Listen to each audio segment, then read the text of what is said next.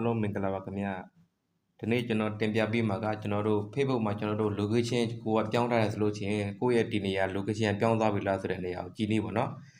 အဲ့ဒါလေးကျွန်တော်ပြပေးမှာခင်ဗျာနော်ကျွန်တော်တို့အရင်ဆုံး setting နဲ့ကိုသွားမှာခင်ဗျာ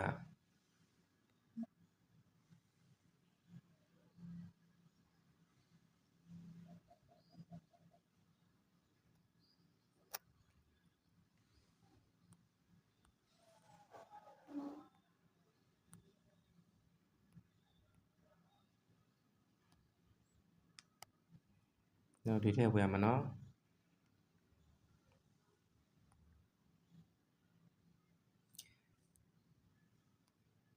ဒီပုံမှာကျွန်တော်တို့ရေးရမှာနော်ဒီထဲမှာကျွန်တော်ဒီပုံမှာရေးရမှာခင်ဗျာနော်အဲ့ဒါကိုနှိပ်မှာခင်ဗျာနော်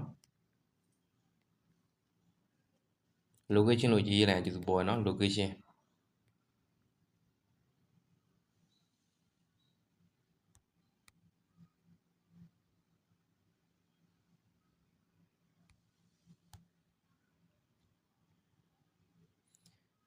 ဒီကျွန်တော်တို့အပေါ်ဆုံးမှာတွေ့နေတဲ့နေရာကိုနှိပ်ရမှာနော်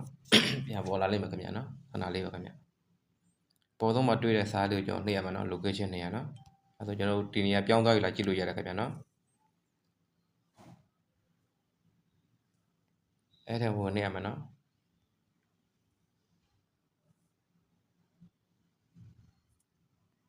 ဒီကိုနှိပ်လိုက်ပြီဆိုရင်ကျွန်တော်တို့ဒီအပေါ်အောက်ကနေပေါ်တင်သွားမယ်နော်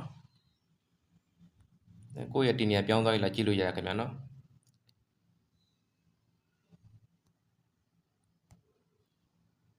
ဒီမှာနော်ဒါဒီနေရာပေါ့ဗျာခုလက်ရှိဒီနေရာပေါ့ကိုကတကယ်လို့ကိုကထိုင်းတို့ဂျပန်တို့ကိုက location ပြောင်းထားတယ်ဆိုလို့ရှိရင်ပြောင်းသွားပြီလားမပြောင်းဘူးလားဆိုတာ